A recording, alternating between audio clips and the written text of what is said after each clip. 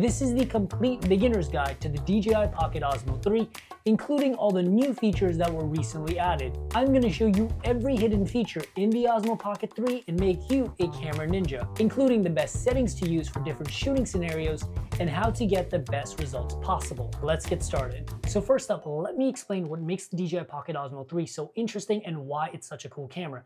It actually has a built-in 3-axis gimbal that's really useful. And as you can see, as I move the camera around, the camera itself stays perfectly level and it's going to give me smooth footage. If I tilt it up and down, it will actually tilt up and down with me. If I rotate it left and right, it will rotate left and right with me. This is going to take all of the work that goes into operating a camera smoothly, and it'll basically do it for you. Always get like very professional and smooth footage. And the 3-axis gimbal also has a ton of other benefits that we'll talk about as we get deeper into this video. But on top of that, you also have a button at the front, which is a joystick, to control where your gimbal's looking, and there's a record button at the front that will basically turn the camera on and off if you hold it down long enough, and it will also initiate recording. And on top of that, the DJI Pocket Osmo 3 also comes with some pretty nifty accessories. One is the hard case that you can use to keep your camera protected at all times, and it also has 2 magnetic holders for different magnetic filters that you can also put on this camera. On top of that, you also have a small grip extender that allows you to put the DJI Pocket Osmo 3 onto tripods, and there's also a large grip extender that allows you to put the DJI Pocket Osmo 3 onto tripods as well, but it also has a built-in battery that basically doubles your battery runtime. And they also have a USB-C port in the back for charging and data transfer. And the DJI Pocket Osmo 3 also comes with a small tripod when you buy the Creator Combo.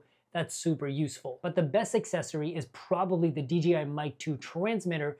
This will give you wireless audio directly into your Pocket Osmo 3, and it sounds absolutely phenomenal, and it also has 32-bit float internal recording along with noise canceling, and it's actually the same piece of audio equipment that I'm using to record this video right now. The audio on this is absolutely phenomenal. All right, let's start with the most important stuff first. There's a screen in the middle. If you flip it horizontally, it turns the camera on. No surprise there. But if you flip it vertically, you can either continue to shoot in vertical mode at 3K resolution, where horizontal is 4K resolution. So next up, let's talk about some of the settings you see on the main menu screen. If you hold this button down here, you can actually zoom in or out of your image. This is a digital zoom and not an optical zoom, so the more that you zoom in, the lower your resolution gets. So if you're shooting in 4K and you do a 2x zoom in, you're getting about like a little over 1080p resolution. And right up here at the top is your battery indicator. And right below it, you'll see a number that's either a negative or a positive, and that's basically just letting you know where your exposure is at. Like right now, I'm at negative 2.3 EV. Underneath here, if you hit this button, you can actually flip the camera to look forward or backwards, which is really useful. And up here in the top left, you'll actually see a runtime, and this is the amount of footage that you can still record at whatever your settings are currently. Right now, on a 128GB card, I have 9 hours and 28 minutes, which is kind of insane. And there's also a joystick that lets you freely control whatever the gimbal is looking at. You can either make it rotate side to side, make it look up and down, and in some cases you can even make it tilt left to right, but I'll show you guys how to do that later on.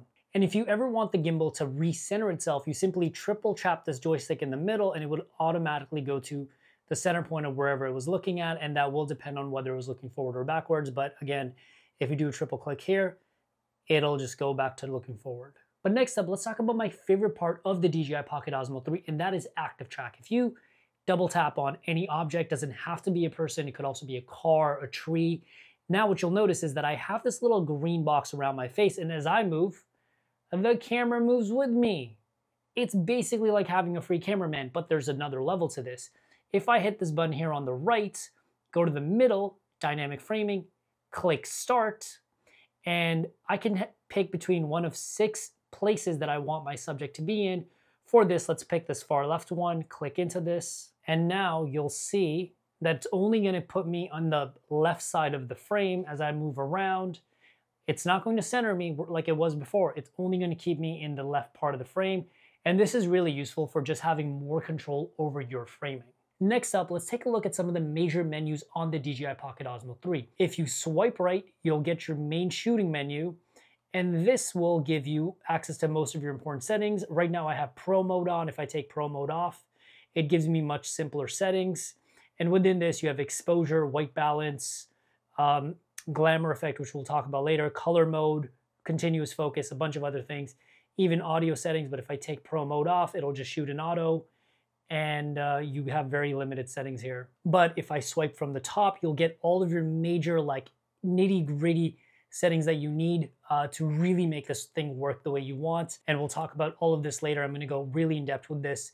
If I swipe left, this basically lets you see everything you've been shooting on your Pocket Osmo 3, and you can play back right here as well. And this is just a clip of me vlogging with my friends. And if I swipe up, this will let you change the resolution and the nitty gritty of whatever mode you're shooting in. Because I'm in video right now, I can choose my resolution, 1080p, 2.7K, 4K, and then the frame rate as well. And I can even choose what ratio I can shoot in. I can choose between 1:1 or 16:9. This will obviously change resolution as well. And this basically allows you to shoot vertical while you have the screen in vertical horizontal orientation. And these menus will change as we go on. So next up, let's talk about the different modes that you can shoot on this camera. So if you click right here at the bottom left, you can now go between photo, video, slow motion, all those other things. So let's go through these modes one by one. First up, let's go into panorama mode. Here, the camera will actually take different photos and stitch them together into a larger image. And this works really well. You simply swipe up from the bottom. You can either pick 180 degree or a 3x3 where it takes 9 photos. You also have a countdown timer at the bottom. This is how many seconds it'll wait until it takes a photo. And once you have your mode selected, you simply hit the record button and it will just shoot it. It's really easy. Just make sure your camera's stationary, otherwise you will get some sort of weird artifacting or blurring. Next up, you have photo mode. Here, if you swipe up from the bottom, you can either shoot in 16:9 or 1:1, which is square. Again, you have a countdown timer. Photo mode is pretty self-explanatory. Next up, you have video, and this is where things get really complicated, and this is actually my favorite thing on the DJI Pocket Osmo 3, because this thing is a beast when it comes to video. So you want to swipe up, and you have 1080, 2.7K, or 4K resolution, and you have a bunch of different frame rates. Now, the DJI Pocket Osmo 3 can shoot up to 4K 120, but it's not in this mode. You have to go into a different mode for that. And you also have your aspect ratio, so you can either shoot in 1:1 or 16:9. Next up, let's take a look at low light mode. Low light mode is very useful, and it does make video in low light look significantly better. But here's the catch. You can only record in 4K up to 30 frames per second or 1080p up to 30 frames per second. So I only recommend using this if you really need the low light. And next up, you also have slow motion mode. This is where things get really fun. In this mode, you can record either 1080p, 2.7K or 4K. And in 4K, you can go up to either 100 frames or 120 frames per second. For super slow motion, like 120 frames per second, you have to be in this mode to actually get that to work. And if you go over to 1080p, you can actually record as fast as 240 frames per second, which is equally bonkers. But sadly, if you're in 2.7K, you only get 120 frames per second. So I think you either want to shoot in 1080 or 4K. Next up, let's talk about time-lapse, motion-lapse, hyperlapse, because these are 3 really interesting settings for getting that cool time-lapse, hyperlapse effect, but each of them work a little bit differently. Hyperlapse is just straight up video being shot. If you click in the top right here, you'll get a bunch of different resolutions. And it's basically going to record video at that frame rate, basically speed it up for you so it kind of looks like a time-lapse. Time-lapse is actually taking photos, but it will stitch them together into a video for you. But one really cool feature about time-lapse is because it's taking actual photos, it'll actually tell you how long you need to record to get 0.5 seconds of footage. In this case, it's 10 minutes for every 0.5 seconds. And next up is motion lapse, and this is definitely the coolest feature. You have a couple of options here. One, you can pick your resolution, so let's go with 4K at 25 naturally. But you can also choose whether you want it to move left to right, right to left, or a custom mode. And in this mode, you can actually set your own waypoint. So if you click here up here in the top left, you can actually set your own waypoints. Let's go with 3 for fun. And then when we swipe down, as you can see, I can pick one waypoint here, and then let's pick another waypoint here. And then when I hit record, it will basically record between those 3 waypoints and give me a custom time-lapse using the specific points that I asked it for. Also, if you want to become a camera ninja as fast as possible, whether it's the Osmo Pocket 3, your cell phone, or any other camera, there's a free guide down in the description on how to improve your photos and videos within a single day. Next up, let's go over the major menu settings that you have to know, and there's some key settings in here that you have to change to get the best results from this camera. First up is actually your custom settings. This way you can actually have your camera with a bunch of custom setups for like nighttime, for slow motion, for like landscapes. And this way you don't need to finesse your settings as much or mess around with them as much as your scenarios change. You can simply go here, tap this, have whatever settings you already want, confirm. And now when you go back in here, you've got a custom setting. And then when you're going through this menu here at the bottom, your custom C1 will just be there. And you can actually add up to, I believe, 6 or 12 custom settings. It's super useful. I highly recommend using these. Next up, go into your third setting here, and this is your brightness. I recommend keeping this at 100% when you're outdoors, but if you're indoors, keep this to about 50%, mainly to save battery. Next up, you want to hit this icon right here, and this takes you into your screen rotate and capture menu. First up, if you turn this setting on, basically as soon as you turn your screen on to rotate it to turn the camera on, it will automatically start recording as soon as you turn it on. This is a really useful feature if you just want to turn it on, start recording, turn it off, stops recording. Super useful feature. And underneath that, you'll actually see all the custom profiles that you have set up for yourself. As you can see, the one that we just set up is right there. Next up, when you turn your camera on, it will either be in the last setting that you wanted the camera to be in, or you can have it start up straight into video mode, low light mode, hyperlapse mode. And this can be useful if you know you're always going to be using your camera in a specific way. Like I personally like the last setting. That way I know what I was kind of last doing with it. But if you wanted, you could always have this camera turn on into video mode if you just don't shoot a lot of photos with it. Next up, you want to click the setting right down here, and this will actually let you change how your camera works with the rotating screen. If you had to have it set to landscape, no matter what orientation you're in, you will always be shooting landscape. And if you set it to vertical or portrait, basically it'll always shoot in vertical, even if it's in horizontal. I personally like the auto rotation, but some people may want it to be different. Next up, right here is this little person icon, and this will control how fast the gimbal on your camera moves. I like to keep it at the fastest, but if you're finding it to be a little too jittery, I recommend going with slow or medium. And if you click this icon way over in the right side, you'll see a bunch of different gimbal modes. Now, follow is the mode that I recommend everybody be on. This is basically where the camera follows your hand, gives you the simplest mode, and like you obviously get the best results from it. Tilt lock basically moves your camera every which way, but when you have the camera in your hand and you tilt it up and down, the camera will stay locked off. So even if you turn your wrist up and down, basically the camera stays in the same position. FPV is basically first person view. And in this mode, if you tilt the camera left to right, the camera will actually like rotate or like yaw with you. And this is more similar to like a first person view, or kind of like how an airplane moves, where it'll actually kind of pivot left and right with you. This looks super silly. And lastly, you have FPVT. This is a mode you want to use if you have the camera attached directly to you. And what this basically does is that the camera's always facing the touch screen. And if you have the camera like basically on top of you, it'll always be moving forward. You can control it through the wireless app, which we'll talk about later, but this is the best mode to use if you're going to use this camera as a wearable camera. Now, next up, let's get into the most important menus on this camera. If you hit this little gear icon in the bottom left, you'll see wireless mic. Now, if you bought the DJI Creator Combo and you have the wireless mic, this is an important menu. Basically, when I go into your wireless mic, if you hit TX1, it'll teach you how to pair the mic. It's really simple. You hold down the power button, a blue light blinks, then you hit the link button.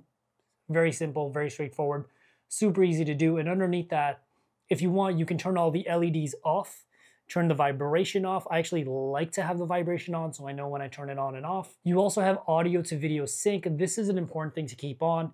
Basically, it'll jam it with time code, which is kind of like more of a pro thing, but this way you can use your DJI mic as one of the cameras in like a whole time code professional production. That way you can kind of mix and match the footage for multicam if you're doing like a proper pro shoot. There's also a low cut filter you can turn on. Not the biggest audio guy, so what I understand this filter does is it basically takes out the low end so it's not as echoey. But one thing I can for sure say works well is a 32-bit float recording, which is actually what you're hearing right now. The DJI mic transmitter is the same transmitter I use for all my YouTube videos, and 32-bit float recording basically means is that the audio can never get too loud. You'll always be able to save it, and if it's ever too low, you can always raise the audio without clipping it or making it sound all funky. And then underneath that, because it actually records 32-bit float audio, internally into the mic, you also have the option to format the memory card or the memory unit on the DJI mic transmitter to clear it and record new stuff onto it. Next up, you have gimbal startup direction. If you hit this,